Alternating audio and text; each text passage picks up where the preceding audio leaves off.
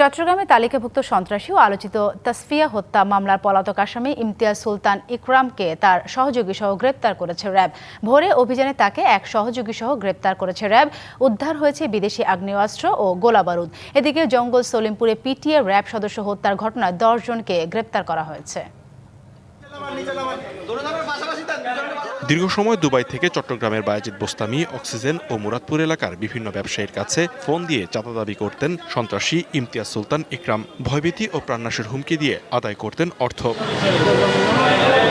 মঙ্গলবার ভোরে নগরীর বায়েজিদ লিং রোড এলাকায় অভিযান চালিয়ে ইকরাম সহ তার সহযোগী আবুল কালাম আজাদকে গ্রেপ্তার করে র্যাব।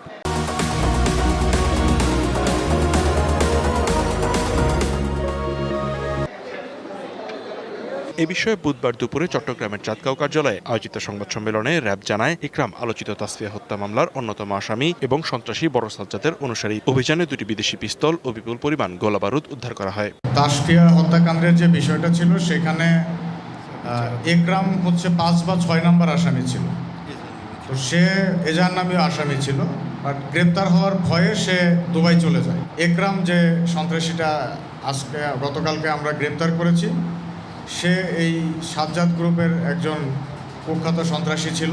এদিকে 19 জানুয়ারি জঙ্গল সলিমপুরে পিটিএ র্যাব কর্মকর্তাকে হত্যার ঘটনায় এখন পর্যন্ত 10 জনকে গ্রেপ্তার করা হয়েছে। জঙ্গল সলিমপুরে র্যাবের উপর হামলা এবং র্যাব সদস্য হত্যার যে মামলা হয়েছে, সেই মামলার এখন পর্যন্ত আমরা 10 জন আসামিকে গ্রেপ্তার করেছি এবং বাকি আসামিদেরকে আইনের আওতায় আনার জন্য আমাদের এই অভিযান চলমান রয়েছে। DBC news desk.